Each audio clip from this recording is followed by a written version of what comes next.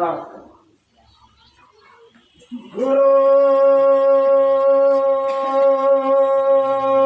ब्रह्मा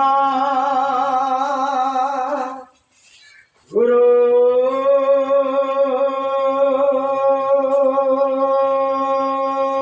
विष्णु गुरु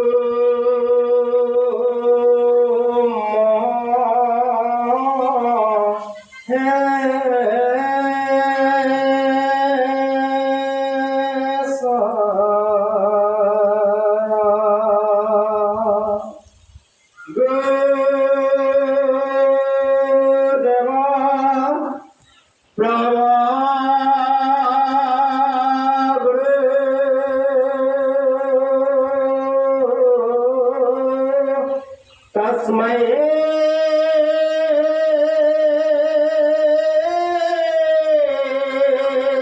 श्री गुरु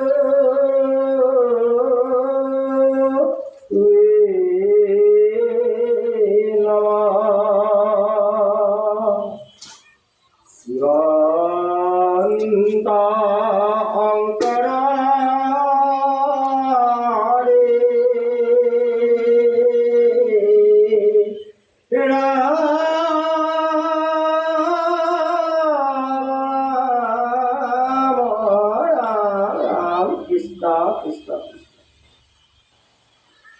शिवान्त शंकर हरे भगत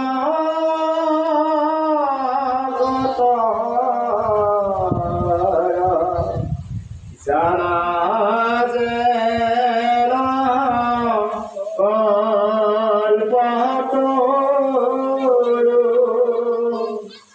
शान्ता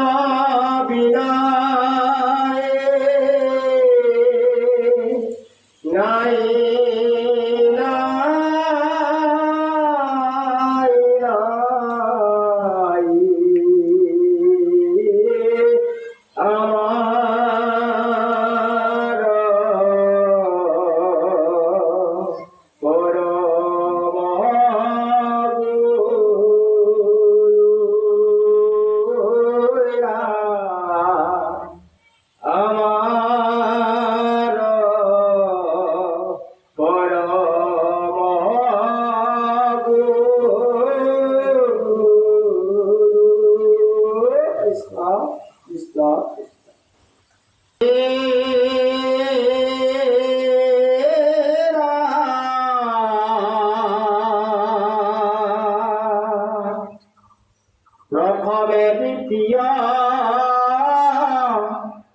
स्कंद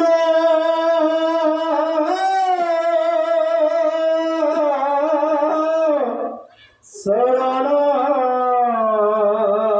दूत तृतीय चतुर्थे जड़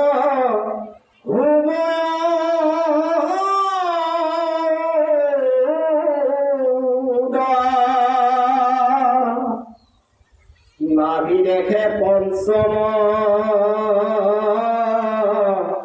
हस्ते प्रहस्तर सप्तमे अष्टमे कर कमर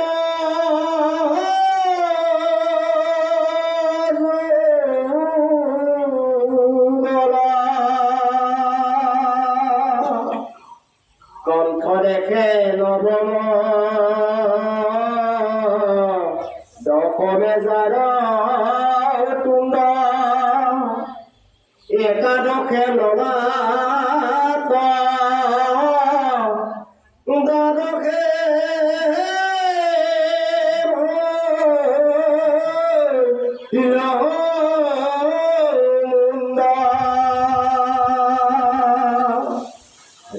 भागवती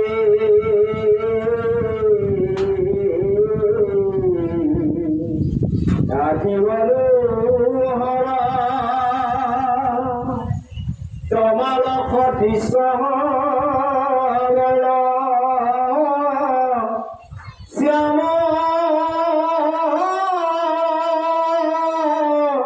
करे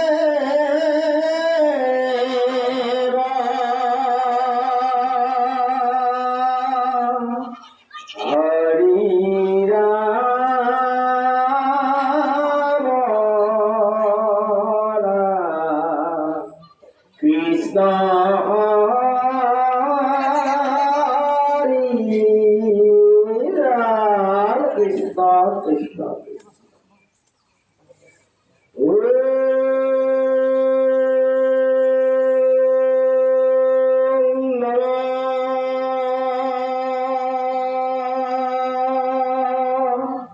ভগবতে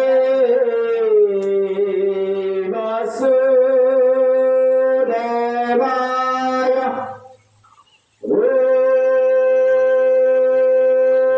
ওম নমঃ ভগবতে বাসুদেবায় ওম নমঃ ভগবতে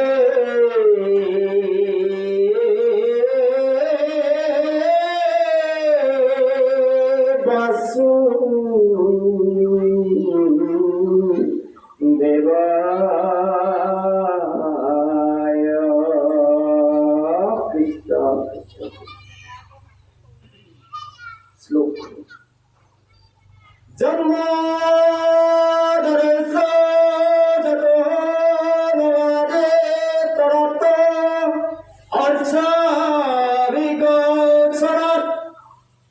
তেনে ব্ৰহ্ম হৃদয় আদিয়ে মহন্তি কব যত খুৰাই তেজৰি মৃণাম যথা বিনিময়ে লিখ গুগুমিক্ষা ধম্ম শ্ৰৱণ খুৰা নিৰস্ত কুকুহ সত্যম পৰম ধীমহি ধৰ্মে পুজিত কৰ্তব্য ভদ্ৰ হৰানাম ঘটানাম বেদম বাস্তৱ গুমত তাৎপৰ্য হনুৰাম হয়তে হিৰেগৰ ধ্যাতে বিশ্বাসনাথ শ্রীমদ ভাগবতে মহাবলী কিংবা পরেশ্বর নিগম কল্পতো গলিতম পুরাং ভূমুখা দুর্গা সংযুতম পিবত রখবরায়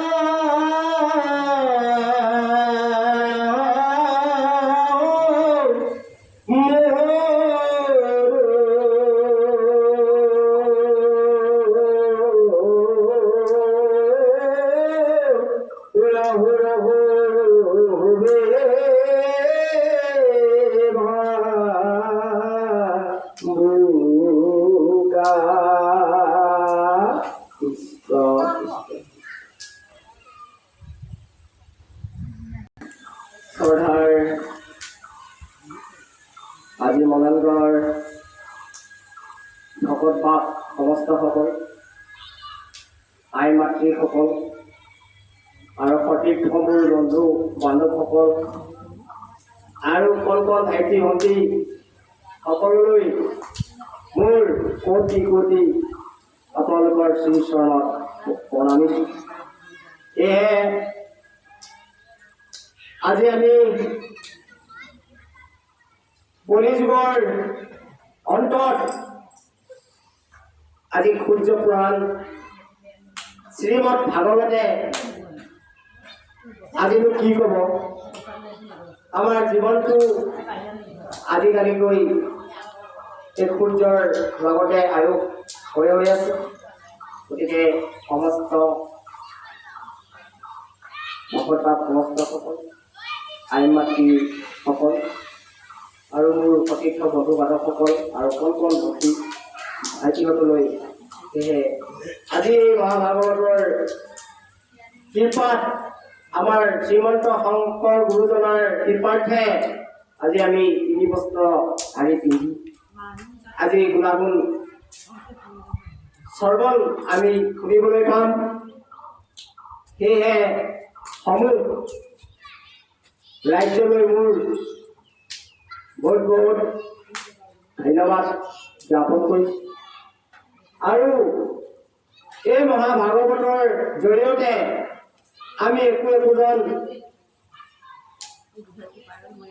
লোকে এই মহাভাগৰ যি সাৰমৰ্ম কথা, গতিকে আমাৰ দেহটোতে সকলো আছে বুলি আমাক গুৰুজনাই দেখাই থৈ গৈছে। সেয়েহে আমি সেই সাৰমৰ্ম প্ৰত্যেকে যাতে নিজ নিজ ভাৱ অৰ্থে আজি তত্ত্ব বুজি লৈ আমাৰ জীৱনটো ধন্য কৰিবলৈ হ'লে আমি কাণ পাতি শুনিব লাগে। গতিকে আপোনালোকলৈ মোৰ এই ভকত হৈ অহাৰ বাবে আৰু এই মহান ভাগৱতৰ পূৰ্ব বাসনাৰ বাবে আজি আহি প্ৰত্যেকে নিজ নিজ আসনে বহি ঈশ্বৰ প্ৰভু ভগৱন্তৰ যি চিন্তন সৰ্পণ সেয়ে আজি আপোনালোকৰ এশৰ ভিতৰত এটা হ'লেও আপোনালোকৰ পুণ্য আছে আৰু এশৰ পাপৰ ভিতৰত আজি এটা আপোনালোকৰ কাৰণে মাৰ যাব বুলি আমাক ভাগৱতে সেইখিনি কিতাপ কৰিছে। গতিকে মই বৰ বেছিকৈ আৰু নকওঁ, সময় বহুত আগৰ, সেয়েহে মোৰ পাঠলৈ আগবাঢ়িবলৈ কাৰণে যাবলৈ কাৰণে আপোনালোকৰ অনুমতি বিচাৰিলোঁ। সেয়েহে সকলো ৰাইজে যাতে একান্ত চিতে এই মহাভাগৱতৰ গুৰ ৰহস্যৰ কথা শুনি যাতে জীৱনটোক জীৱাত্মাৰ পৰা পৰমাত্মালৈ যাবলৈ কাৰণে ৰাস্তাটো আপোনালোকে এতিয়াই ক্লিয়াৰ কৰিব লাগিব। সেয়ে আজি এই পাঠটিৰ পৰা আমি শিকিবলৈ কাৰণে চেষ্টা কৰিম। সেয়ে মই পাঠলৈ যাবলৈ কাৰণে আগবাঢ়িছোঁ। কৃষ্ণ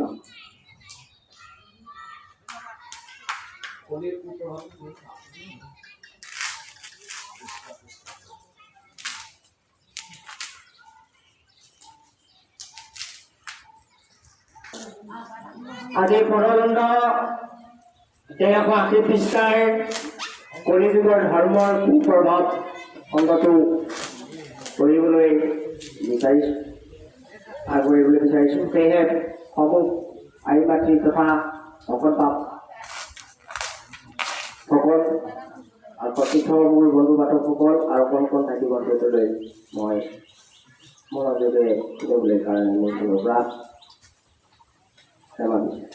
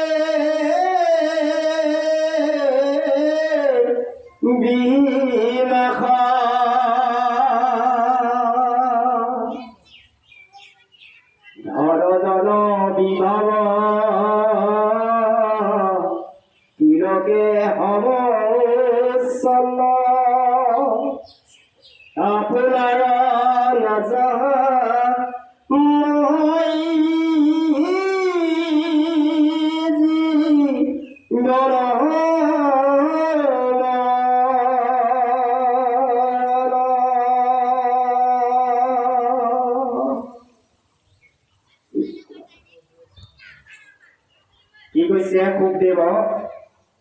সুখদেৱক কৈছে অহমৰণি ৰাজা হব যিমত দুৰ্মতি ধনজন গৰ্ভত নামানে পিতা মাতা বুলি কৈছে।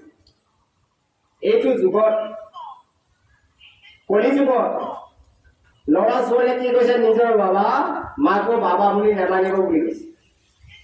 কি কাৰণে নেমানিব কৈছে? আমাৰ শাস্ত্ৰই পৰমত কৈছে যে ধনৰ গৰ্ভত বুলি কৈছে। ধনৰ গৰ্ভত সকলো পাহৰিব বুলি কৈছে, মা বাবা বুলি নেমাতিব বুলি কৈছে। গতিকে এই গৰ্ভত মানে ভাল চকু, ভাগৱতে কৈছে চকু কথা ভাল যিহেতু তেখেত অন্ধ হ'ব বুলি কৈছে নামঘৰত, তাৰমানে ভালটোকো বেয়া দেখিব বুলি কৈছে ভাগৱতত, আৰু ভালটো বেয়া দেখিব আৰু বেয়াটো ভাল বুলি দেখিব বুলি কৈছে, তাৰ চকু দুটাই বুলি কৈছে। গতিকে যিমান ৰজা, সকলো ৰজাবিলাকে এই যুগত এই কৰ্ম কৰিব বুলি ভাগৱন্তই আমাক হ'ব দে কৈছে। গতিকে সেইকাৰণে কোনে হাৰিছে বুলি কৈছে? আমাৰ বসুন্ধৰী মাতাই হাৰিছে বুলি কৈছে, যি ধৰিত্ৰীৰ মাতা।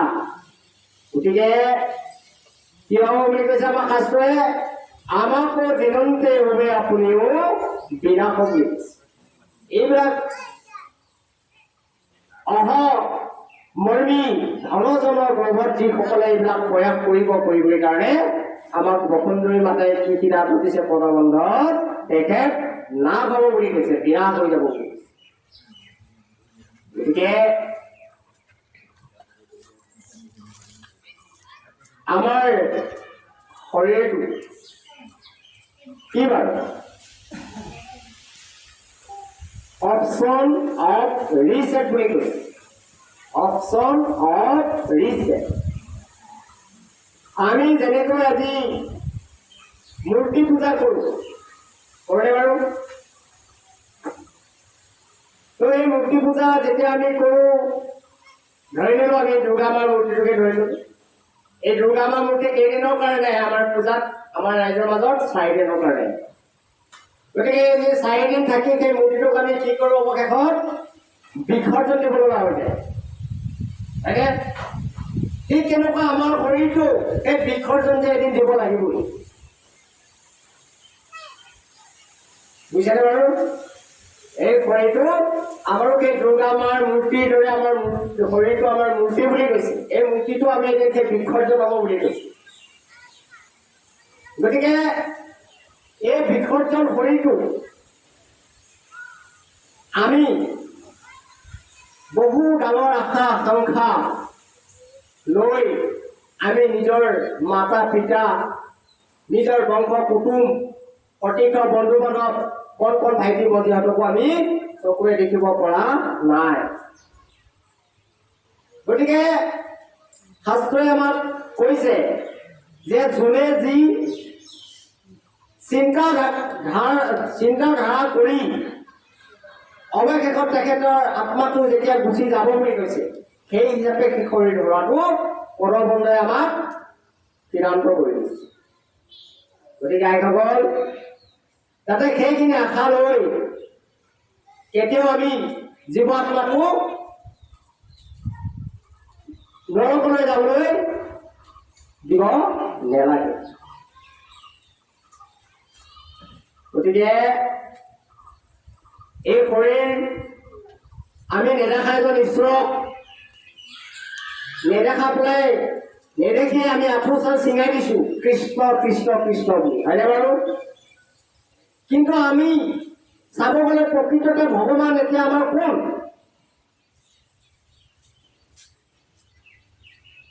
আমাৰ প্ৰকৃত ভগৱান হৈছে মা দেউতা। মা দেউতাৰ অৰ্থ কি? মা মই তোমাক ভাল পাওঁ,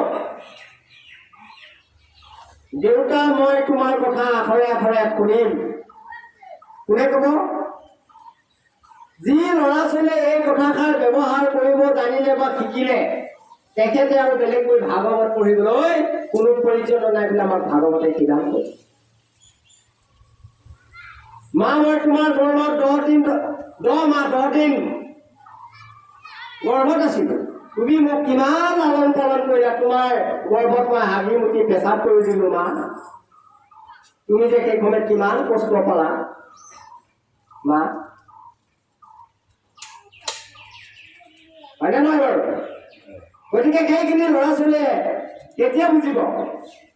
আমাক ভাগৱত পুঞ্জই সিদ্ধান্ত দিছে, সদায় 12 বছৰতে ল'ৰা ছোৱালীক শৰণ দিব লাগে। 12 বছৰ শৰণ দিলে আমাৰ ভাগৱতে কি কৈছে, তেখেতে এদিন নহয় এদিনটো বিবাহটো তেখেতে কৰিবই। তো সেই বিবাহ কৰা যিজনী তেখেতলৈ ভাৰ্যা হ'ব লগা আছে বুলি কৈছে আমাক ভাগৱতে, গতিকে তেখেতৰ গৰ্ভেদি যি পুথি জন্ম হ'ব বুলি কৈছে, তেতিয়াহ'লে সাধাৰণ পুত্ৰ হৈ জন্ম নহ'ব বুলি কৈছে, তেখেত দেৱতা লোকৰ পৰা আহিব বুলি কৈছে তেখেতৰ গৰ্ভৱতী। সেই আই মাতৃসকল আৰু ভকত বাপ সমস্তসকল, সেয়েহে আমি অনতি পলমে শৰীৰটো থাকোঁতেই জীৱাত্মাটো বাস কৰি থকাৰ কাৰণে আমি নানা ধৰণৰ অলাগতিয়াল কথাবিলাক চিন্তা কৰি মেলি থাকোঁ। গতিকে সেই কথাখিনিৰ পৰা আমি দূৰ হ'বলৈ হ'লে আমি সৎসংগত আহিব লাগিব, ঈশ্বৰক স্মৰণ কৰিব লাগিব, আৰু ঘৰত থকা প্ৰতিটো পৰিয়ালকে এনেকুৱা অনুষ্ঠানলৈ সদায় আগবঢ়াই লৈ আহিব লাগে। আমি আজি আছো কালি নাই, কচুপাতত পানী যদি অকণমান কমাই থাকে না, আমাৰ জীৱনটো তাতকৈ কম বুলি কৈছে। গতিকে এই নাতি দুটা নিজৰ পুত্ৰ ভাৰ্যা সহিতে আহি এই সূৰ্যপ্ৰাণ মহাভাগৱতৰ সাৰ মৰ্মে জীৱনটোক ধন্য কৰিবলৈ হ'লে, জীৱাত্মাৰ পৰা পৰমাত্মালৈ যাবলৈ হ'লে আমি সদায় ভকত হ'ব লাগিব বুলি কৈছে। ভকতৰ অৰ্থ হৈছে কি? ভগৱানৰ কথা কৈ যিজনে সংসাৰৰ পৰা তৰি যাব পাৰে সেইজনে হৈছে ভকত। কথা বুজিছেনে? গতিকে সেইজন ভকত হ'বলৈ পাৰিব লাগিব। আজি এখন আসনত বহি পেলাই যদি আপুনি দেশৰ কথা চিন্তা কৰি থাকে নহ'ব বুলি কৈছে ভাগৱতে। গতিকে আজি দিনটোৰ নিচিনা দিন কেতিয়াও আপুনি কিনিলেও নাপায়, আৰু এই মহাভাগৱত শুনিবলৈ সকলোৱে নোৱাৰে বুলি কৈছে, পূৰ্বৰ বাসনা লাগিব বুলি কৈছে, আৰু শুনিলেও নহ'ব বুলি কৈছে। কি কৰিব লাগিব? ইয়াৰ অৰ্থে বুজি লৈ দেহ তত্ত্বত মঠিব লাগিব বুলি কৈছে, চেষ্টা কৰিব লাগিব, প্ৰয়াস কৰিব লাগিব বুলি কৈছে। গতিকে এইখিনি সম্ভৱটো ভকত বা সমস্ত অৰ্থে সৎসংগত গ'লেহে, আৰু গুৰুৰ জ্ঞান নোলোৱাকৈ কোনো কৰ্ম সিদ্ধি নহ'ব বুলি কৈছে। গতিকে ভকত বা সমস্ত আই মাতৃসকল, মন্দিৰতে হওক, তীৰ্থস্থানতে হওক, গয়াতে হওক, কাশীতে হওক, ঈশ্বৰ সকলোতে আছে। গতিকে ঈশ্বৰ ক'ত থাকে বুলি কৈছে? ঈশ্বৰক যেতিয়া তোমাৰ মনটো দমন কৰি এক কৰিব পাৰিলা, ঈশ্বৰ তাতে তুমি পাব বুলি কৈছে ভাগৱত। গতিকে সেই পৰম শ্ৰদ্ধাভজন আই মাতৃ ভকত বা সমস্তসকল, গতিকে ধন জন গৰ্ভত নেপাতিবা কাণ, আশ্ৰয় কৰি দেখা কৰি আগে কৰিবা ভয়। সেয়ে আপোনালোকে কৰি ভয় কৰি ঈশ্বৰ প্ৰভু ভগৱন্তৰ গুণ গৰিমাৰে নিজৰ জীৱনটো ধন্য কৰিবলৈ শিকিব লাগে।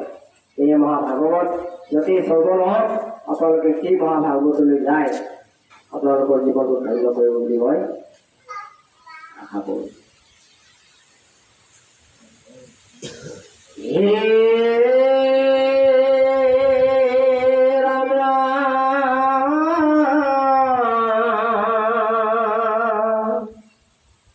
নেদেখে দুমতে মৃত্যু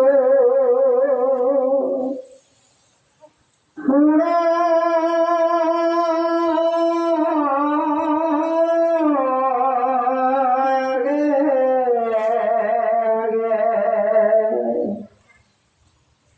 মাৰিবাক ধৰি হৰি নিকজে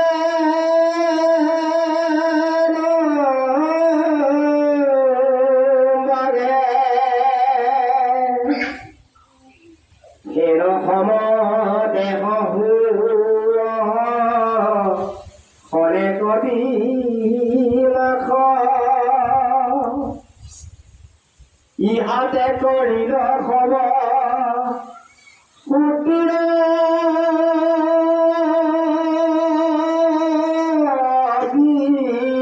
বিশ্বাস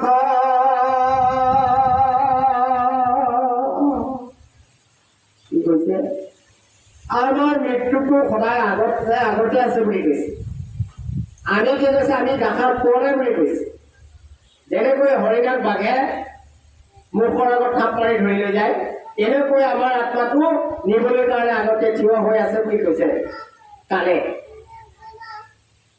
কাল মানে কি কাল লীলা ঈশ্বৰৰ লীলা বুলি কৈছে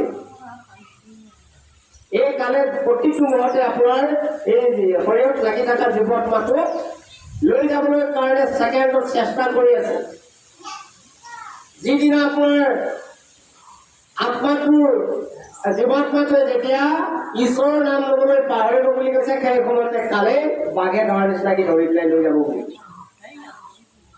গতিকে কাল আমাৰ সন্মুখতে আছে বুলি কৈছে গতিকে আমি তাক দেখি পোৱা নাই বুলি কৈছে গতিকে এই কালকো মানুহে নগনি আজিৰ সমাজে কি কৰিছে সামান্য বুলি ভাবি মানে কৰ্মবিলাক কৰি আছে বুলি কৈছে গতিকে এই কৰ্মভাগ কৰোঁতে এদিন কি হ'ব বুলি কৈছে জীৱ আত্মাটো গুচি অন্য ঠাইলৈ গুচি যাব বুলি কৈছে গতিকে মোকো নিজৰ শৰীৰক সুখ আশয় ব্যৰ্থ হ'বই আশা আপুনিও নাখোজায় বুলি কৈছে যিমানখিনি চিন্তা ধাৰণা যে আমি কৰি আছো কালি কৰিম বা পৰহি কৰিম ইমান কৰিম এইবিলাক সকলো শাস্ত্ৰই কৈছে মিছা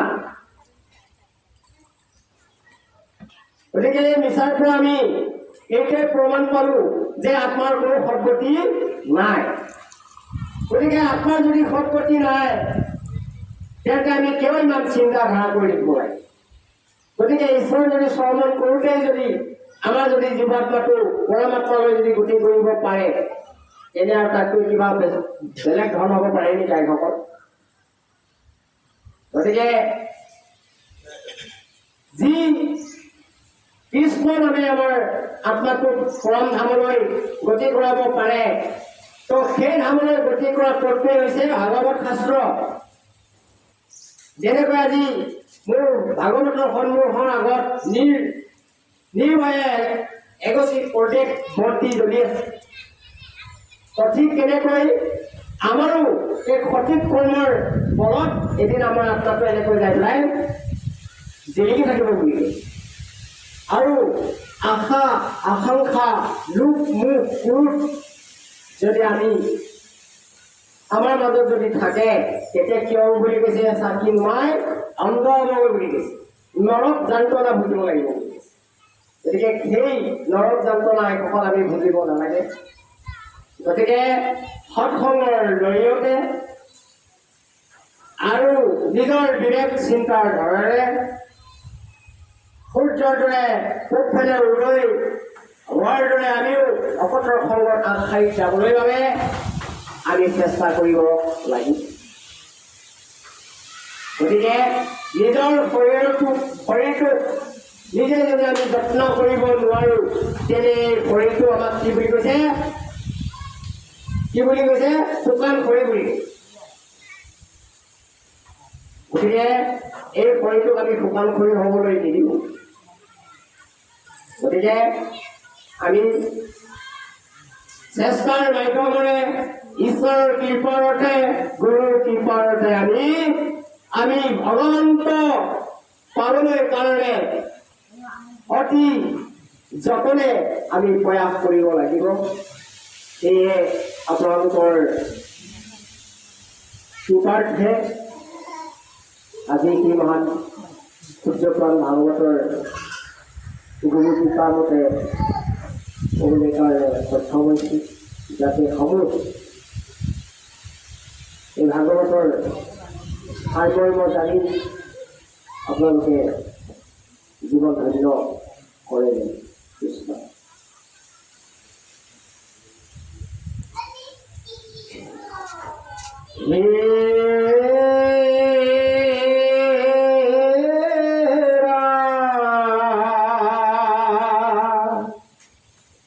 ৰাত্ৰি দিনে চিন্তান্তে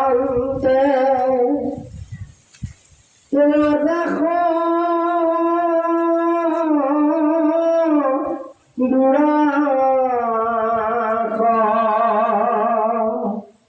কেন মতে সমস্তে পৃথিবী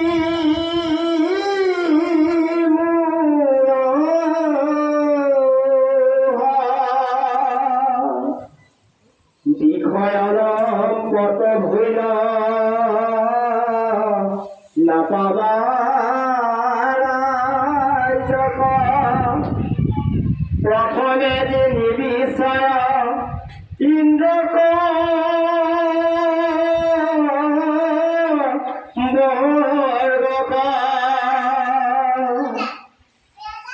ৰাজমন্ত্ৰী সদক কৰিলো পাছে অনুভৱ সেৱক অনাত যত আছে গজবাজি প্ৰজা বৈক্ষ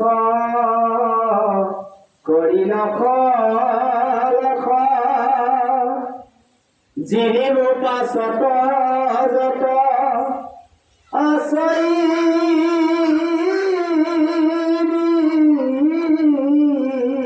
পখ মুখে খাতি দেখ যত নিপিতি মন পাইব পৃথিৱীৰ খবৰ সাগৰ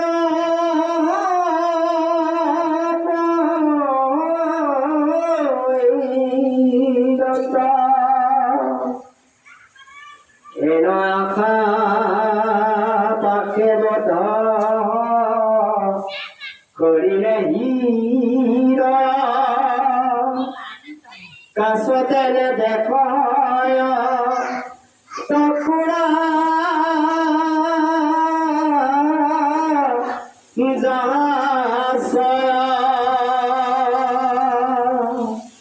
শীতেক মাত্ৰ নিশিজিৰ মনোৰথ আৰু সন্তে কটু ৰাজা গৈল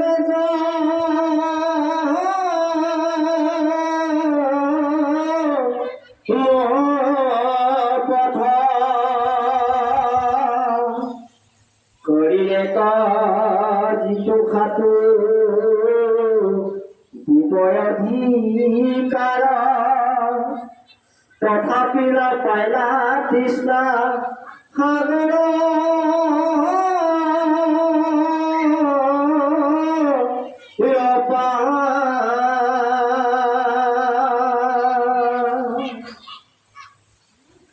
ইন্দ্ৰগদ মেমুক জীবিবাক লাগি তাত পৰে নাহি মত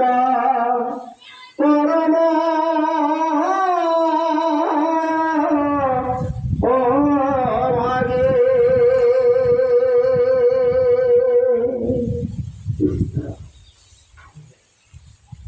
অলপ পৰমনে কৈছে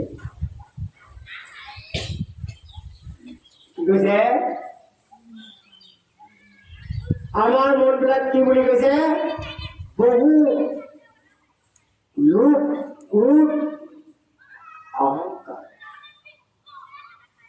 এই অহংকাৰ থকাৰ কাৰণে আমাৰ কি হৈছে বুলি কৈছে সমস্ত মোৰে বুলি ভাবে মোৰ সমান কোনো হ'ব নোৱাৰে গতিকে এই মায়া যি মায়া বুলি কৈছে এই মায়াই সকলোকে জালখানত যেনেকৈ মাছ বন্দী হয় ঠিক তেনেকৈ আমাকো সেই মায়াই বন্দী কৰি ৰাখিছে এই মায়া জালত এই মায়া জালত যেতিয়ালৈকে আমাৰ শৰীৰটো বন্ধ হৈ থাকিব বুলি কৈছে এতিয়াও আমি এই শাস্ত্ৰমুখী জ্ঞান আমি ল'বলৈ নোৱাৰিম বুলি কৈছে ভাগৱত গতিকে এই মায়াৰ পৰা হাত সাৰিবলৈ কাৰণে এটাই উপায় বুলি কৈছে আমাৰ শাস্ত্ৰই সেইটো হৈছে কি ঈশ্বৰৰ শ্ৰৱণ কৰিব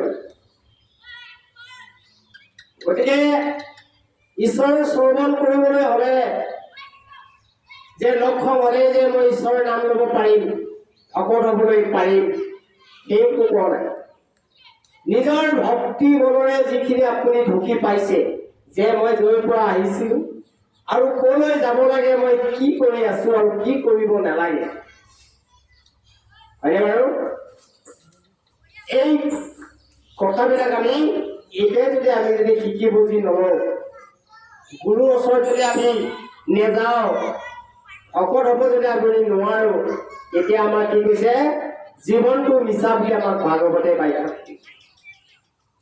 গতিকে ভকত বা সমস্ত আই মাতৃসকল ইন্দ্ৰক যিজনে জিনিব পাৰে মনক দমন কৰিব পাৰে সেইজনেহে জীৱনত ঈশ্বৰক সাক্ষাৎ কৰিব পাৰে বুলি কৈছে গতিকে যিবিলাক লোকে মোৰে সকলো মোতকৈ আৰু কাৰো নাই আৰু হ'ব যিসকল ব্যক্তিয়ে এই মনৰ ভাৱবিলাক ভাবি থাকে বুলি কৈছে গতিকে সেইবিলাক একো নাই বুলি কৈছে যেনেকৈ জীৱাত্মাটো থকালৈকে শৰীৰ আছে আৰু জীৱাত্মাটো গুচি যোৱাৰ পাছত আমাৰ শৰীৰটো মাটিৰ দেহা মাটিতে মিলি পেলাই মিলিত হৈ যাব বুলি কৈছে গতিকে আপোনাৰ ঘৰখনো যদি RCC তলাতল বিল্ডিং যিয়ে নহওক আমি যদি ভাবো মোৰ ঘৰখন RCC ঘৰ বা আছাম টাইপৰ ঘৰ গতিকে সেই ঘৰখন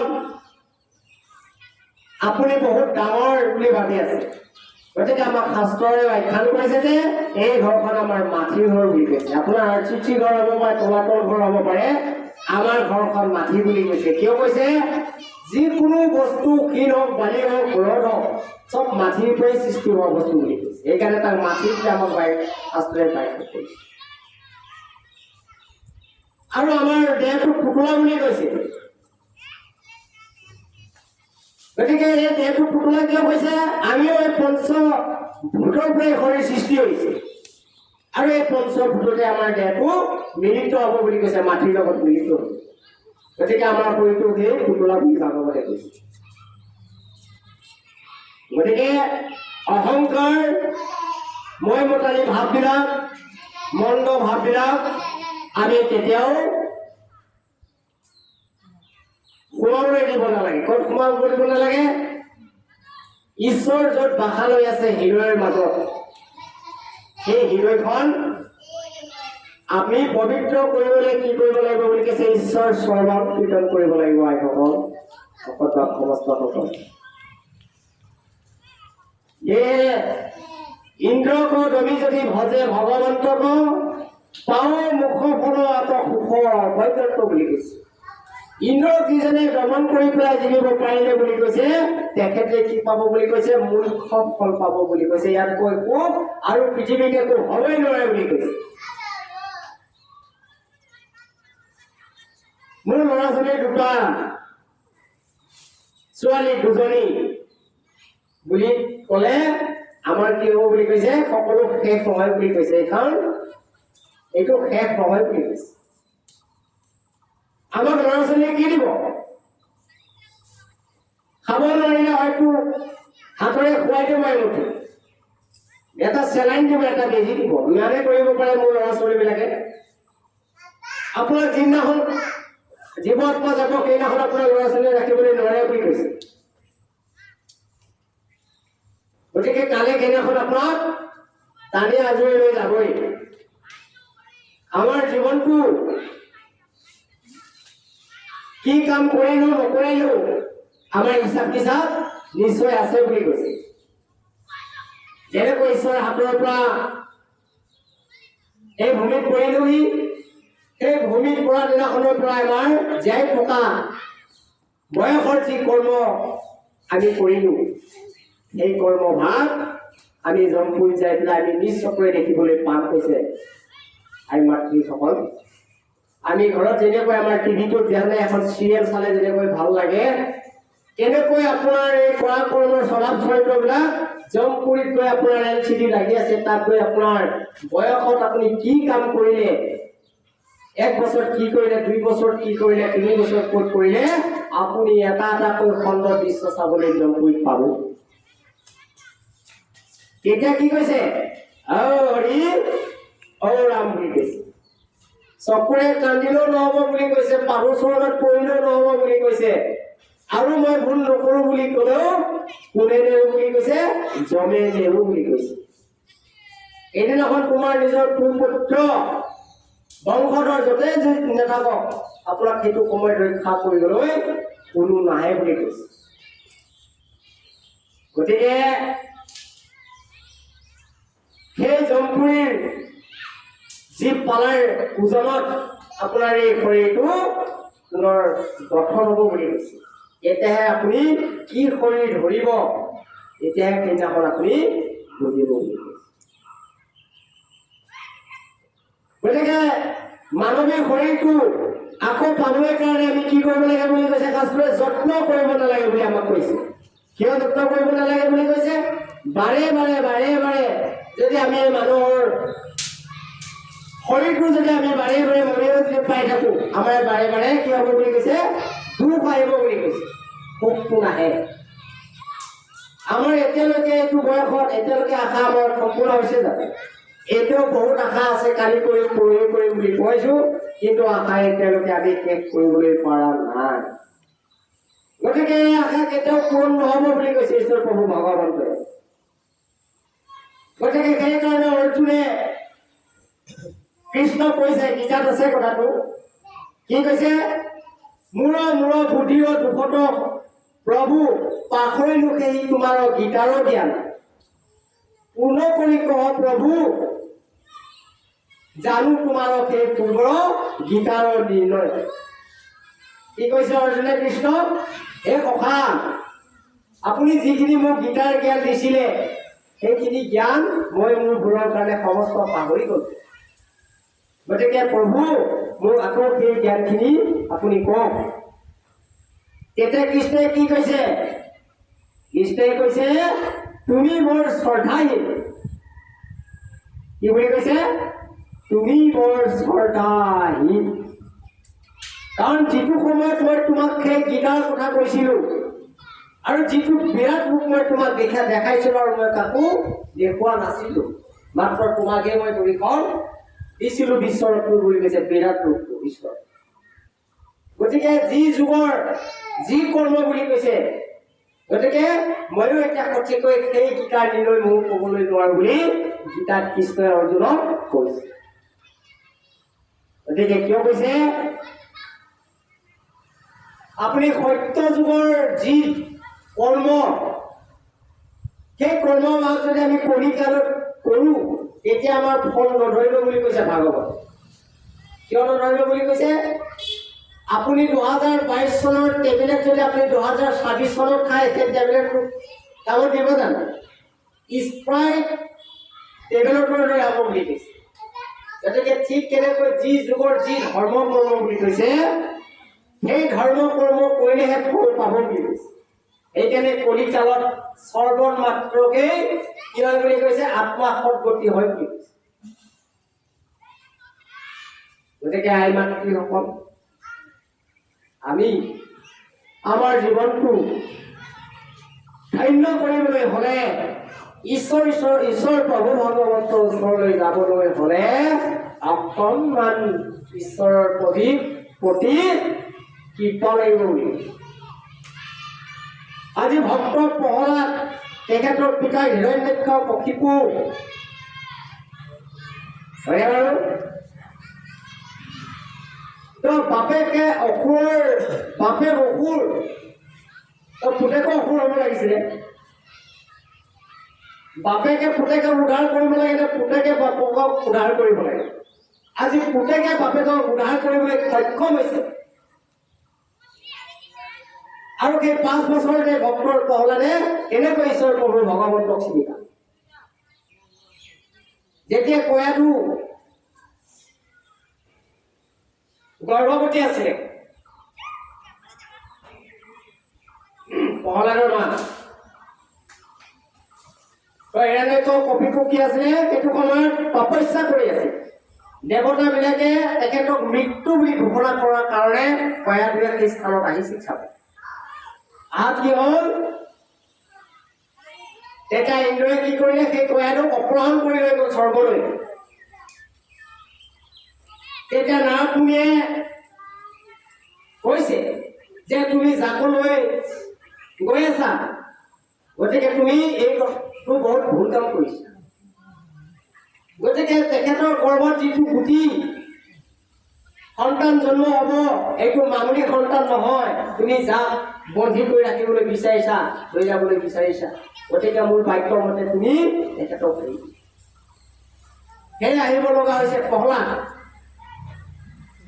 গতিকে এই কথাখিনি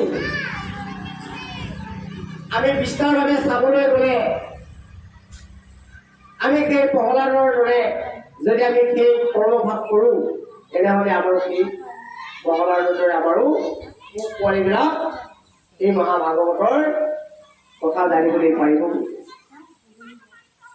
আৰু যেতিয়া যিসকল উপেক্ষা কৰোঁতে কৰোঁতে নাহিলে, তেখেতৰ যেতিয়া গৰ্ভৱতী সময় হৈ গ'ল, তেতিয়া নাৰদ মুনি কয়াটোৱে কৈছে যে মোৰ প্ৰসৱ কৰিবলৈ ইচ্ছা হৈছে। গতিকে কি কৰা যায়, এতিয়া নাৰদে কৈছে তুমি নিৰ্ভয়ে এই স্থানতেই তুমি শৈশৱ কৰোৱা। সেইটো সময়ত প্ৰহ্লাদ জন্ম হৈছে। সেই জন্ম হওঁতে সেই নাৰদৰ মুখে প্ৰহ্লাদে ঈশ্বৰ প্ৰভু ভগৱন্তৰ কথা জানিছিলে বুলি। আৰু সেইখিনি কথাই প্ৰহ্লাদে দৈত্য শিশুসকলক কৈছে যে সংসাৰত শ্ৰেষ্ঠ কৃষ্ণই শ্ৰেষ্ঠ বুলি। গতিকে আমি যিবিলাক ভাবি আছো সেইবিলাক সকলো হিচাপ। গতিকে ঠিক প্ৰহ্লাদৰ দৰেও যদি আমি আমাৰ ল'ৰা ছোৱালীক যদি সেইখিনি শিক্ষা যদি এতিয়াৰ পৰাই যদি আমি শিক্ষা দিব পাৰোঁ, তো সেই প্ৰহ্লাদৰ দৰে এদিন আমাৰ ল'ৰা ছোৱালীও সেই মহান ভাগৱত আৰু ঈশ্বৰক পাবৰ কাৰণে সক্ষম হ'ব পাৰিব বুলি কৈছে ভাগৱত। গতিকে আপোনালোকে যাতে নিজৰ পোৱালী নাতিসকলক প্ৰতিটো অনুষ্ঠানতে যাতে লৈ গৈ ঈশ্বৰক দৰ্শন কৰায়, আৰু কীৰ্তন হওক, গীতা হওক, যিয়ে নহওক সকলোৱে ভাগৱত বুলি কৈছে। গতিকে এই ভাগৱত আপোনালোকৰ ল'ৰা ছোৱালীবিলাকক গাবলৈ কাৰণে চেষ্টা কৰিব। সেয়ে আপোনালোকক মই দিনত অনুৰোধ জনাওঁ।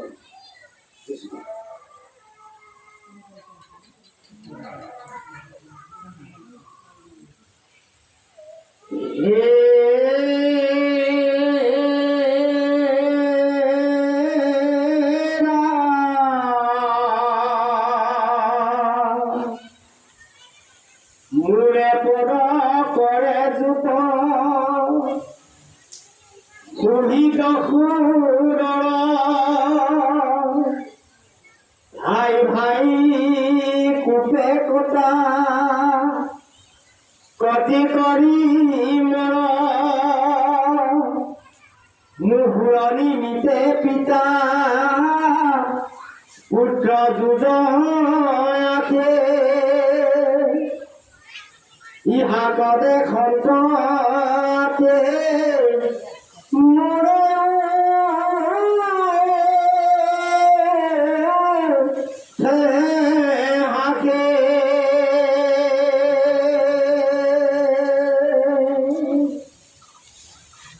হাতু দিবা দীপা পৃথিবীৰ গুঞ্জিয়া বহুবলা কৈ কলা মহাৰাজ সমখ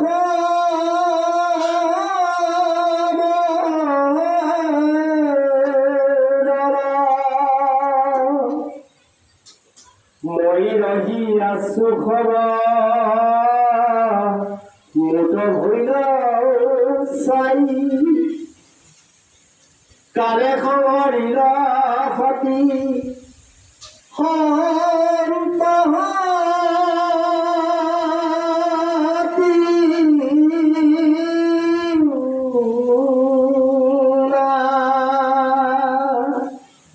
পিঠু পৰু আৰগাধি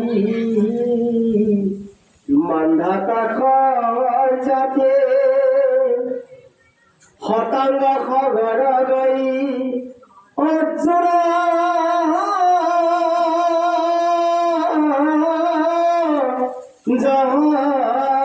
যাতে বিন্দু দিলক ধুলুৱা মহাৰথ শান্তনু ন সৈতানিক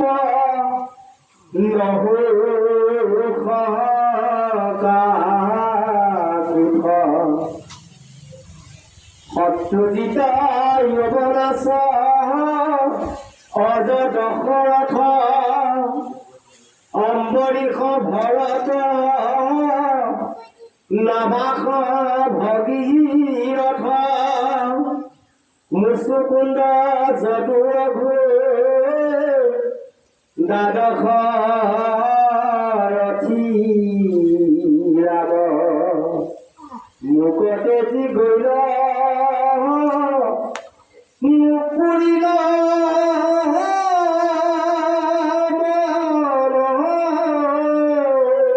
কাম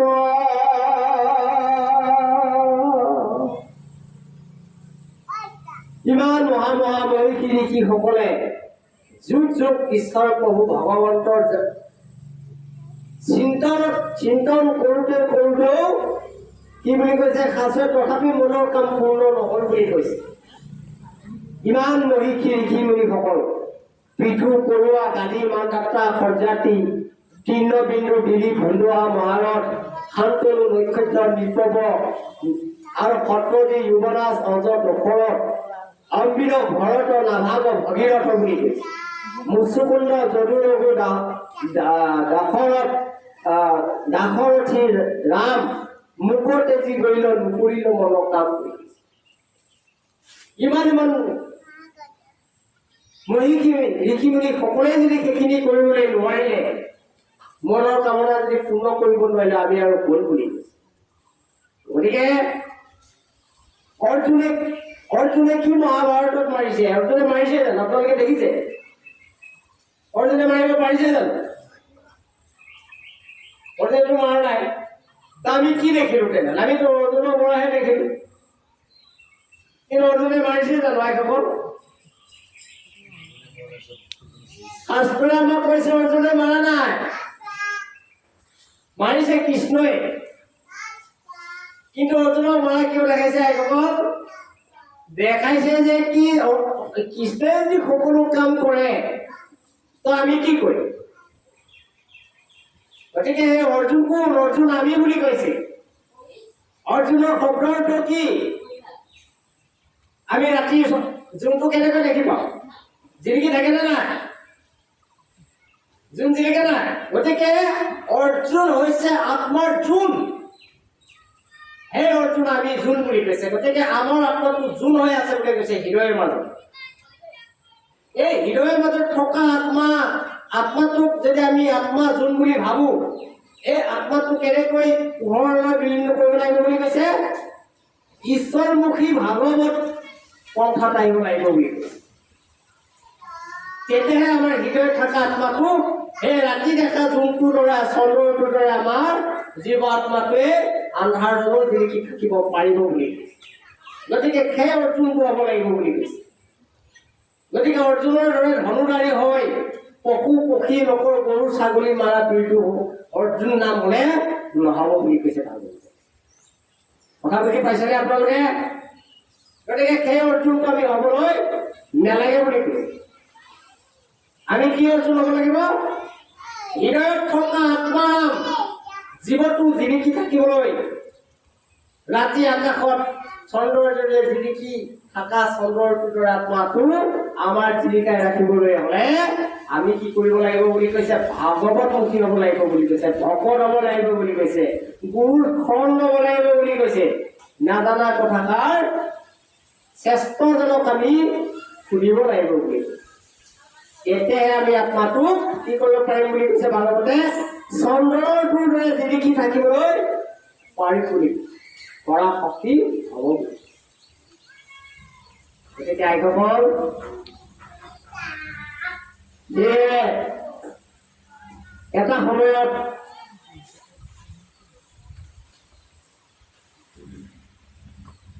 শিৱই নিজৰ ঘৈণীয়েকক অমৰ দান প্ৰদান কৰিবলৈ কাৰণে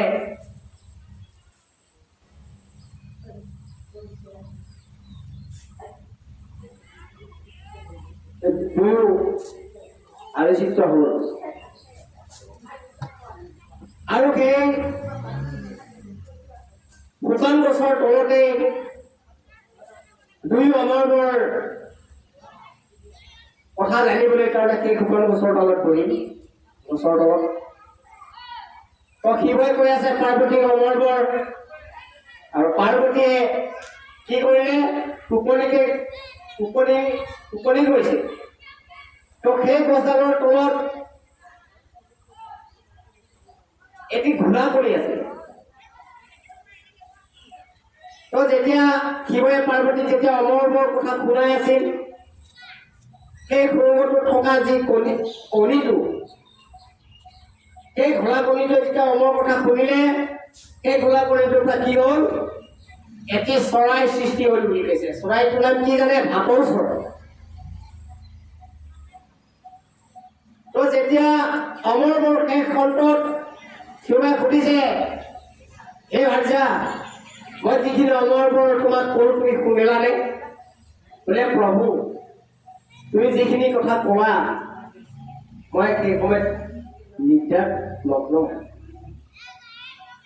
আৰু সেইটো সময়তে সেই ভাটৌ চৰাইটো কি হ'ল আগে দিনে উৰি পেলাই গুচি গ'ল এতিয়া শিৱই দেখিলে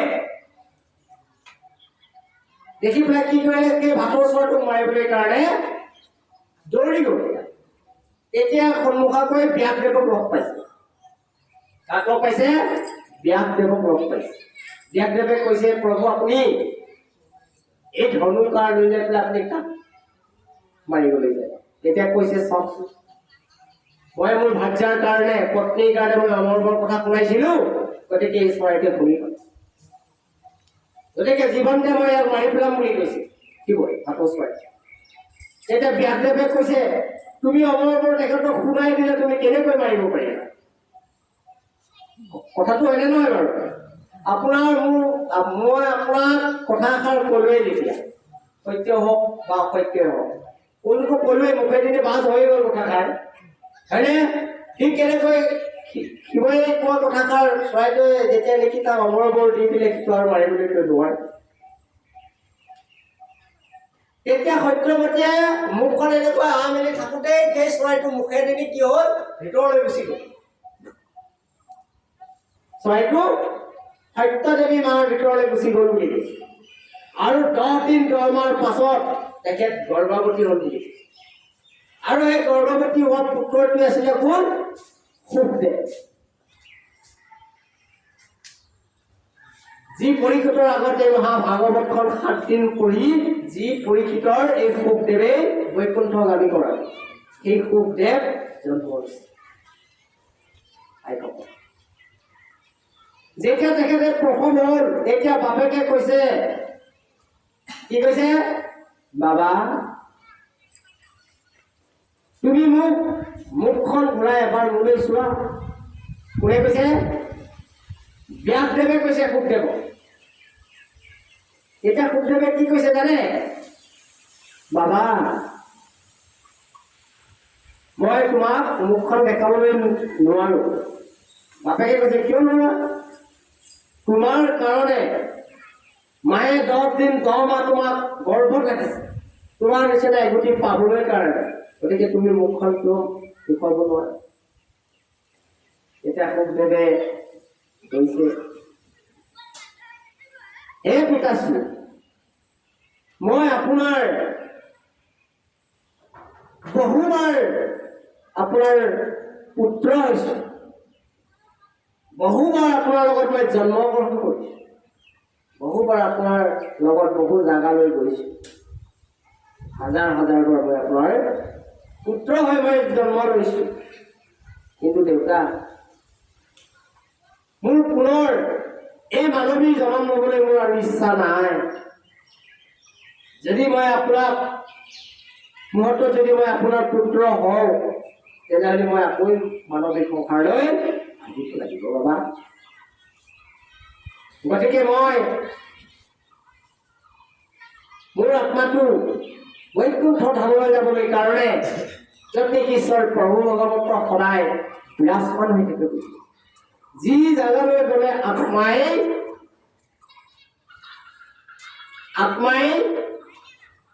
কোনো ভোক পিয়া দুখ একো নাই বুলি কৈছে। গতিকে এনেকুৱা বৈকুণ্ঠত শুকদেৱে যাবলৈ বিচাৰিছে। মানে কোনো আৰু শৰীৰ ধৰিবলৈ তেখেতে বিচৰা নাই। গতিকে আপোনালোকে চিন্তা কৰক, শুকদেৱে কোৱা কথা কিতাপক আমি কি বুলি আমি সেই কথাখিনি আমাৰ শৰীৰত মন্থন কৰিব পাৰিম। আমি এইটোৱে মন্থন কৰিবলৈ পাৰিম আমাৰ জ্ঞান শক্তিৰ মাৰ্গে। গতিকে শুকদেৱে কোৱা কথাটো হৈছে কি, যদি আমি মানৱী জন্ম লৈ যদি আজি পৰ্যন্তে যদি আজিলৈকে যদি সুখৰ যদি আমি পোৱাই আৰু আমাতকৈ বহু বহু শ্ৰেষ্ঠ লোকে আমাৰ আগতেই মৃত্যুবৰণ কৰি গৈছে, আমি দেখিছো তেৰা সকলো কোনো সুখক জিনিব পৰা নাই আৰু বৰ্তমান চলিও আছে আৰু আমি সেইখিনি দেখিবও পোৱা। গতিকে আমি সুখ নাই বুলি আমি ভাবো, কিন্তু সুখ ক'ত আছে বুলি কৈছে? ঈশ্বৰৰ চৰণৰ পাদু চৰণত আৰু বৈকুণ্ঠৰ ধাম। গতিকে আমি যিবিলাক কথা বাৰ্তা মোৰ ছোৱালী, মোৰ সম্পত্তি, মোৰ গাড়ী ইত্যাদি যিবিলাক ভাবি আছো, এইবিলাক সকলো মিছা বুলি কৈছে। গতিকে যিজন ভকতে বা আই মাতৃয়ে এই মহাভাগৱতৰ কথাৰ তত্ত্ব বুজি এৰিব পাৰিব, সেইজনে এই আত্মাটো বৈকুণ্ঠ ধামলৈ গতি কৰিব পাৰিব বুলি আমি দেখিছো। আজি গিৰিয়েক যদি এনেকুৱা অনুষ্ঠানত যাবলৈ হয়, পিছফালৰ পৰা আকৌ ঘৈণীয়েকে কি বুলি কয়, বোলে ঘৰত দেখোন বজাৰেই নাই, আপুনি বজাৰলৈ নাযায়, আপোনাৰ মনা দেখোন আগবঢ়াই থোৱাই দিছো, আপুনি বজাৰলৈ গৈ আহক। সেইদিনাখনে আপুনি জানিব যে আপোনাৰ পত্নীজনী আপোনাক কিমান ভাল কৰ্মত পঠিয়াই আছে, আপোনাক নৰকলৈ পঠিয়াই আছে। কোনে পঠিয়াইছে? ঘৈণীয়েকজনীয়ে নিজৰ গিৰিয়েকক নৰকলৈ যাবলৈ ৰাস্তা দেখাই আছে, কিন্তু ভাগৱতলৈ আপোনাক বাধা দি আছে। গতিকে সেইজনী কেনেকৈ ৰখি হ'ব পাৰে? আমি আমাৰ নিজৰ বিচাৰটো আমি নিজেই চিন্তা কৰক, ৰাস্তাটো চাওক সঁচা নে মিছা, হয়নে নহয় বাপু? গতিকে সকলো কথা ধাৰ্য্য বুলি আমি প্ৰতিটো কথা আমি শুনিব নালাগে বুলি কৈছে। গতিকে যিটো লাগতিয়াল সেই লাগতিয়াল কথাখিনিহে আমি ৰাখিব লাগে বুলি আমাক শাস্ত্ৰই কৈছে, পৰমবন্ধাই কৈছে। গতিকে এই মহা ঋষিমুনি মহিষীসকলে যদি কোনো পাৰ নেপালে আমি আৰু কি পাৰ পাম বুলি কৈছে। গতিকে কিঞ্চিত মাত্ৰ ভকতৰ সৎসংগৰ জৰিয়তে গুৰুৰ কৃপাত কিঞ্চিত জানাৰ কাৰণে আজি আমি এখন সমাজ পাতি আহি আজি ভগৱানৰ কথা শ্ৰৱণ কৰিব পাই আমি বহুত সুখী বুলি ভাবো। গতিকে সেয়ে আমি সদায় ভকত হ'ব লাগে আৰু ঈশ্বৰৰ নামবোৰ মুখে সদায় গাব লাগে। সেইকাৰণে আজি 7 দিনৰ যি তক্ষকৰ দংশন, পৰীক্ষিতৰ সকলো বৈষ্ণৱ সমাজ ঋষিমুনিসকলে সেই নৈমিষ ৰায়মত উপস্থিত আছিলে। সকলোৱে সকলো প্ৰশ্ন সিদ্ধান্তত সুখদেৱে কাৰো কথা কটাক্ষ নকৰিলে। সেইটো সময়তো আমাৰ বেদব্যাস যি 14 শাস্ত্ৰ 18 পুৰাণ লিখিছে, গতিকে এই মহাভাগৱতৰ কথা সেই সময়ত ব্যাসদেৱেও সেই সময়ত ভাগৱত পাঠ কৰিব পাৰিলেহেঁতেন, ভাগৱত পাঠ কৰিব পাৰিলেহেঁতেন, যেনেকৈ তেখেতে লিখা এই 14 শাস্ত্ৰ 18 পুৰাণ।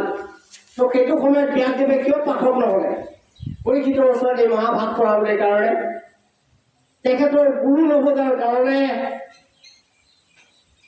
কৰ্মৰ বিপাঙৰ কাৰণে, জীৱ জন্তু প্ৰাণ লোৱাৰ কাৰণে এই মহাভাগৱতৰ তেখেতৰ বহুত সমস্যা ঘটিল। প্ৰথম স্কন্ধতে আছে। গতিকে সেই সময়ত এই মহাভাগৱত লিখিও কি, তথাপি সেইটো সময়ত পৰীক্ষিতৰ বাবে আত্মাটো সদগতি কৰিবলৈ কাৰণে তথাপি সি পাঠক হ'ব নোৱাৰিলে বুলি কৈছে। তাৰ কাৰণে কি কৰিলে, স্বৰ্গৰ সুখদেৱক আনি এই মহান ভাগৱত শ্ৰৱণ কৰাই পৰীক্ষিতৰ আত্মা ধন্য কৰালে বুলি কৈছে সুখদেৱে। গতিকে আমিও যিমান পথান্তৰ নহওঁ কিয় বুলি কৈছে, এই কলিকালত বহুত গুৰু ওলাব বুলি কৈছে, বহুত ভকত ওলাব বুলি কৈছে, কিন্তু চাৱা বুলি কৈছে ভাগৱত। ধন লোভৰ কাৰণে আপোনাৰ সৎসাই গুৰু হৈ যাব পাৰে, ধন লোভৰ কাৰণে সৎসাই ভকত হৈ যাব পাৰে বুলি কৈছে। গতিকে আমি সকলোকে ভকত আমাক মানিবলৈ দিয়া নাই। তাৰ গুৰু লক্ষণ চাব লাগিব, সি গুৰুযোগ্য হয় নে নহয়। ভকতৰ 3 বস্ত্ৰ পিন্ধিলে যে ভকত নহয় বুলি কৈছে।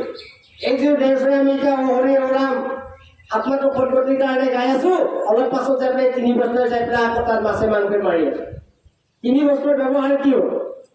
এই 3 বস্ত্ৰই পিন্ধি ভকতক সেৱা দিলো আৰু এই 3 বস্ত্ৰ যাই পেলাই কি কৰিলো, টেবুলত যাই পেলাই মাছ মাংস মাৰি আছো। এইযোৰ ড্ৰেছৰ মূল্য থাকিব লাগে। কোনো ভাগৱতে কোৱা নাই যে 3 বস্ত্ৰ পিন্ধি পেলাই পাঠ কৰিব লাগে। আমি পিন্ধো কি কাৰণে? আমি এই 3 বস্ত্ৰ পিন্ধিলে আমাৰ আত্মাটো শুদ্ধ হয় বুলি ভাবো।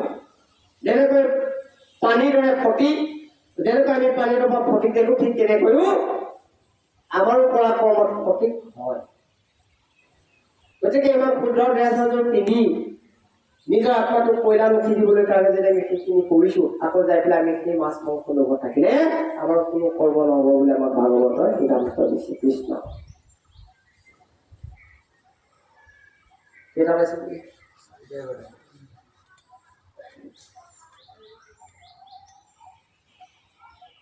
চাৰিটা হৈছে ন?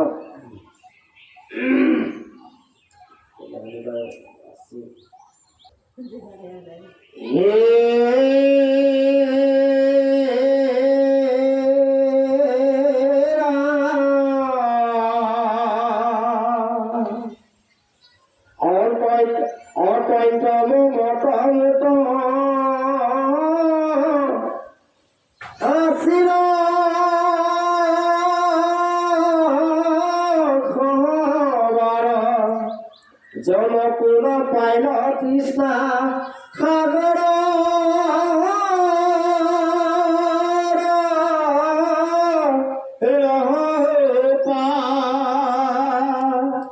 অন্তকালে খবাৰো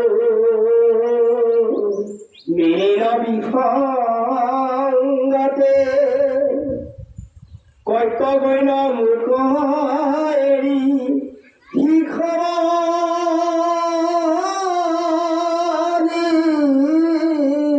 পথে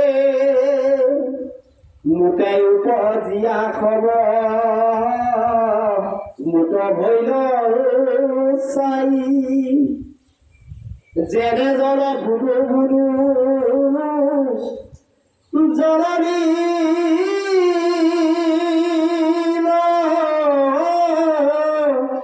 যাই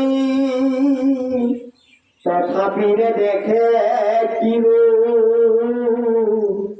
মোহে সন্ধানতি এহি বুলি সদায় কান্দন্ত বসুমতী শুকনিগতি শুনা পৰিচিত ৰাই যি কথা কহিনাৰ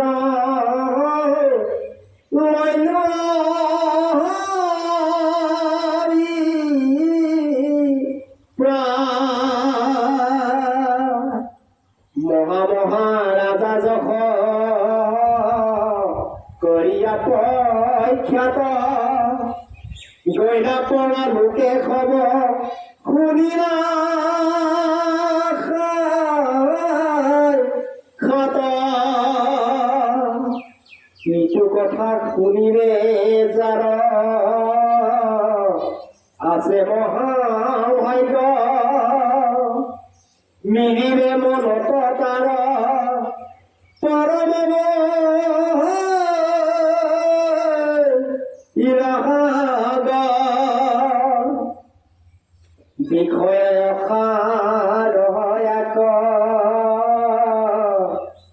জানিবা কচিতে কহিলিও ধৰণী গীতা এহিকে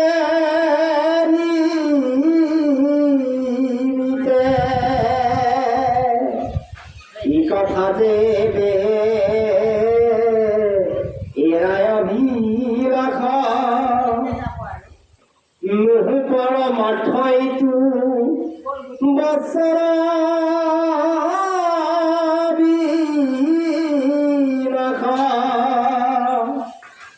যাক শুনিলে শুভ কৃষ্ণক ভগতে কাহু পৰমাৰ্থ কথা শুনিও পদে একান্ত ভকতে খবৰ আদি প্ৰীতি হোৱা উত্তম সুলোক গুণ যশ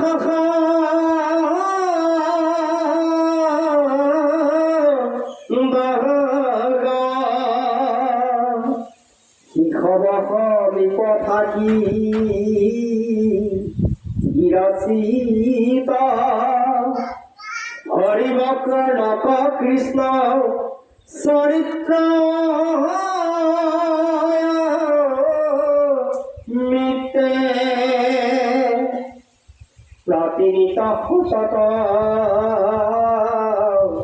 শুনিবে কৃষ্ণ যশ উপজীৱে তেৱেকে কৃষ্ণত প্ৰেম ৰস পৰমৰি মন হৈব তেৱেকে ভকতে কৈলো পৰমাৰ্থ কথা তোমাত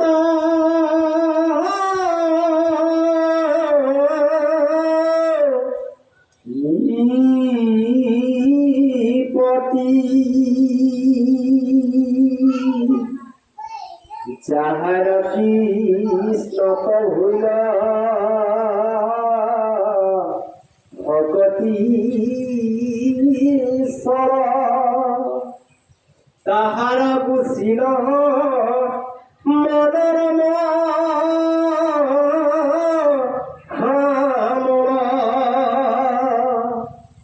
হৃদয়ে দেখিবে সিটো ঈশ্বৰ মূৰ্তিক পাৰে প্ৰসাদ মহা মুখটো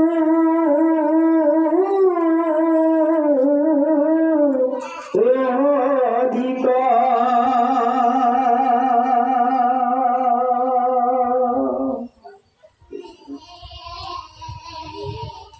পাঠটো আছে বহু গতিকে চাৰিটা হৈছে হয় গতিকে আপোনালোকৰ কৃপাৰ্থে আৰু ভাগৱতে জীৱনক চলাই আমি সামৰণি মাৰিবলৈ কাৰণে গতিকে সকলোৱে যে ঈশ্বৰ ভগৱন্তৰ কৃপাত এক চিন্তা এক ফল আৰু ঈশ্বৰ প্ৰভু ভগৱন্তলৈ যি চকুৰ জিৰতি বুলি কৈছে সেই চকুৰ দুটাতে আমি ঈশ্বৰ প্ৰভুৰ মূৰ্তিক চাবলৈ যাতে পাৰোঁ হাত দুখন ঈশ্বৰ প্ৰভু ভগৱন্তৰ সেৱা কৰিব পাৰোঁ অনেকটা কোনো বৃক্ষ নোহোৱাকৈ ঈশ্বৰৰ চৰণত যাবলৈ কাৰণে কৃপা বিচাৰিছোঁ কাণ দুখনি ঈশ্বৰ ভগৱন্তৰ স্মৰণ কৰিবলৈ কাৰণে ঈশ্বৰে কৃপা কৰক আৰু চিত যাতে কোনো পাথৰ দৰে নহয় ঈশ্বৰ প্ৰভু ভগৱন্তৰ জ্ঞান চৰ্চা আনিবলৈ কাৰণে চিত ঈশ্বৰ প্ৰভু ভগৱন্তে জ্ঞান যোগায় আৰু জিভা আগৰ ব্যক্তিষ্ঠি দাঁতৰ গুৰুজনাৰ যি নিৰ্মাণী ভূতক্ষেত্ৰৰ বাবে আজি প্ৰতিষ্ঠা কৰে গৃহত উপস্থিত হোৱা আই মাতৃসকল আৰু ভকত বা সমস্তৰ যি গুৰুজনাই আমাক দি গৈছিল গতিকে সেই বৈশিষ্ট্য দাঁতৰ ব্যৱহাৰ আজি আমি এই ক্ষেত্ৰতে এই মহাভাগৱতৰ জৰিয়তে দি আমি বৈশিষ্ট্য দাঁতৰ যি ব্যৱহাৰ গুৰুজনে দিয়া সেই প্ৰসাদ উঠি যাতে আমি এই ভকত হৈ আমি যুগে যুগে পালন কৰিব পাৰোঁ সেয়ে আপোনালোক সকলোলৈ মই ধন্যবাদ জ্ঞাপন কৰিছোঁ সেয়েহে সামৰণি অন্তত আপোনালোকৰ চৰণত কৰি মই সামৰিবলৈ বিচাৰিছোঁ কৃষ্ণ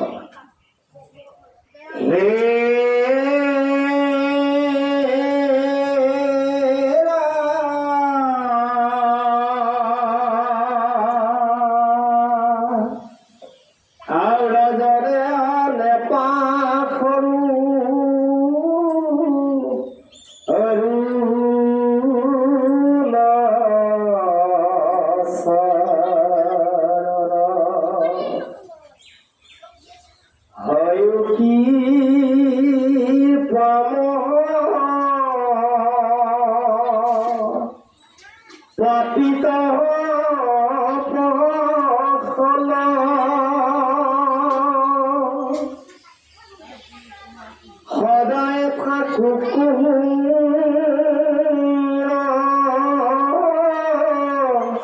মুখে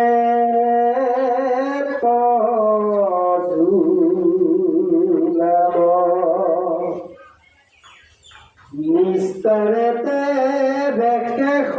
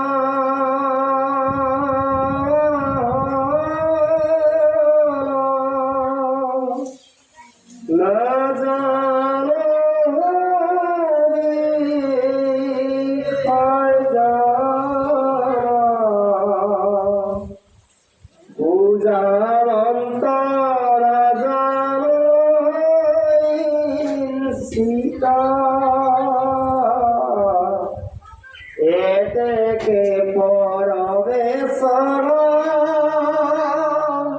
নাকুঞ্চরত মূর গতি খাদিবে সীতারা মূর গতি খাদিবে সীতা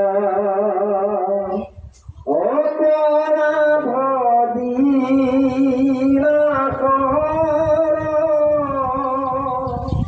তজুরাবে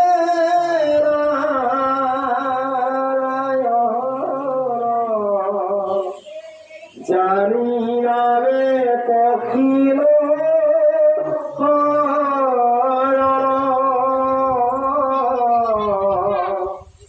আর গতিরাইকে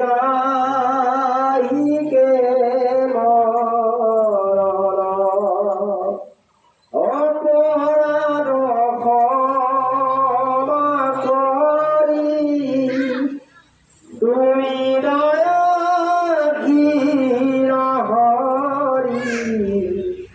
মুখ রক্ষা করি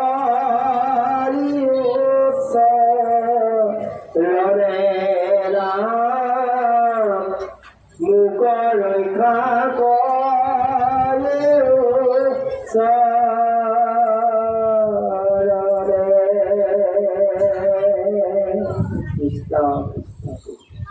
নমো নমো নারায়ণ প্ৰসন্ন হও কৰি মায়া কৰি নিজান আপোনাৰ মহিমা আপুনি কৰি জীৱক কৰা পৰিত্ৰাণ প্ৰভু জীৱক কৰা পৰিত্ৰাণ হয় প্ৰভু ভগৱন্ত আজি মৰাণগড় ৰাইজে ভকত বাপ সমস্ত সকল আই মাতৃসকল মোৰ সতীৰ্থ বন্ধু বান্ধৱসকল আৰু কণ কণ ভাইটি ভণ্টি সকলোলৈ মই কোটি কোটি প্ৰণাম যাচিছোঁ। সেয়েহে আজি এই ভকত বাপ সমস্ত আই মাতৃসকলে আহি আজি এই দ্বিতীয় বৈকুণ্ঠ ধামত সূৰ্যপ্ৰাণ শ্ৰীমদ ভাগৱতৰ যি সাৰমৰ্ম কথা সেয়েহে আজি পাঠকদেৱে আহি ব্যাখ্যান কৰিছে আৰু যি পাঠকদেৱ দাসে আজি আহি যি এই ভাগৱত ব্যাখ্যান কৰিছে হয়তো তেওঁ পঢ়োঁতে ধৰোঁতে কৰোঁতে মেলোঁতে ক'ৰবাত আকাৰ ইকাৰ ভুল পুথি ৰৈ মেলি যাব পাৰে। গতিকে ঈশ্বৰ প্ৰভু ভগৱন্তই সেইখিনি ক্ষমা দি আগলৈকে এই মহান ভাগৱত এনেকুৱা ভকতৰ সৎসংগত বুজাব মেলিব পৰাকৈ আৰু ভকত ভাৱ সমস্তক দেখা পোৱাকৈ ঈশ্বৰ প্ৰভু ভগৱন্তই সদায় কৃপা দৃষ্টি কৰিব লাগে। আৰু সেই অৰ্থে আজি ভকত ভাৱ সমস্ত মাতৃসকলে আহি নিজ নিজ আসনে বহি যি আপোনাৰ প্ৰতি একচিন্তভাৱে পূৰ্ব আপোনাৰ এই মহাভাগৱতৰ গুৰুশেষৰ কথা শ্ৰৱণ কৰিলে হয়তো তেওঁ সকলোৰো ক'ৰবাত ঘূৰোঁতে ভুলোঁতে কৰোঁতে মেলোঁতে কোনোবাখিনিতে নহয় কোনোবাখিনিতে প্ৰভু বঢ়াটোটা ৰৈ মেলি যাব পাৰে। গতিকে আপোনাক লৈ বুকুত বান্ধি আহি এই দ্বিতীয় বৈকুণ্ঠৰ ধামত যি কৰ্ণে শ্ৰৱণ কৰিছে প্ৰভু সেই কৰ্ণে তুমি প্ৰৱেশ কৰি এই হৃদয়তেই বিৰাজমান থাকি ঈশ্বৰ প্ৰভু ভগৱন্তে এই ভকত সকলক অহনিশে লৈ নিশ্চয়ে আপুনি যাতে আপোনাৰ নামবোৰ ল'বলৈ পৰাকৈ প্ৰভু আপুনি কৃপা কৰিব লাগে। আৰু ঘৰৰ সৰ্ব পৰিয়াল লোকৰে পোৱালি ভাৰ্যা ইত্যাদি জাতি যত আপুনি চৰ্যা 84 কোটি জনীৰ যি জীৱ সকলোবিলাক ঈশ্বৰ প্ৰভু ভগৱতে সুকলমে ৰাখিব লাগে। আৰু যি কলিৰ প্ৰভাৱ এই কলিয়ে যাতে গ্ৰাস কৰিব নোৱাৰাকৈ আত্মাৰাম জীৱটোক জীৱাত্মাৰ পৰা পৰমাত্মালৈ যাবলৈ কাৰণে সেয়ে আমি সকলোৱে প্ৰভু আপোনাৰ শ্ৰী চৰণত শৰণাপন্ন হৈছো। গতিকে আৰু আমাৰ পৰীক্ষা ল'বলৈ ইচ্ছাৰ প্ৰভু ভগৱন্ত নালাগে। ইয়াতে আপোনাৰ ভাগে আপুনি থাকি ভকতৰ প্ৰতি সন্তুষ্ট হৈ 3 বস্ত্ৰৰ ধাৰী ভকতক আপুনি অনতি পলমে আপোনাৰ থানলৈ যাবলৈ কাৰণে প্ৰভু সুদৃষ্টিৰে ৰাখি আপোনাৰ দুখনিশ্বৰ আপোনাৰ সুদৰ্শন চক্ৰৰ দৰে যি জ্যোতি পোহৰ সেই পোহৰে প্ৰভু ভকতক এবাৰ আপোনাৰ হাতখনে ঘূৰাই এই মহান শাস্ত্ৰৰ দ্বাৰাই প্ৰভু আমি আমাৰ আত্মাটোক কল্যাণ কাটিব পাৰোঁ। সেয়েহে কৃপা কৰিব লাগে আৰু আপোনাৰ কথা মিত্ৰ গুণাগুণ চৰিত্ৰ শুনিবলৈ কাৰণে প্ৰভু আমি প্ৰয়াস কৰিছো। সেয়েহে প্ৰভু সেইখিনি ব্যৰ্থ নকৰি আপোনাৰ বাবে আপুনি থাকি প্ৰভু আমাক কৃপা দৃষ্টি কৰিব লাগিব বুলি প্ৰাৰ্থনা কৃষ্ণ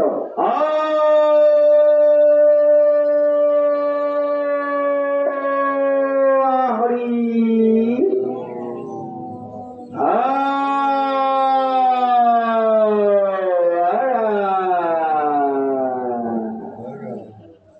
ভকত বাপ সমস্ত আইন মাতৃ আৰু সতীৰ্থ বন্ধু বান্ধৱ আৰু কণ কণ ভাইটি ভণ্টি সকললৈ কোটি কোটি কোটি কোটি নমস্কাৰ। কৃষ্ণ কৃষ্ণ কৃষ্ণ কৃষ্ণ।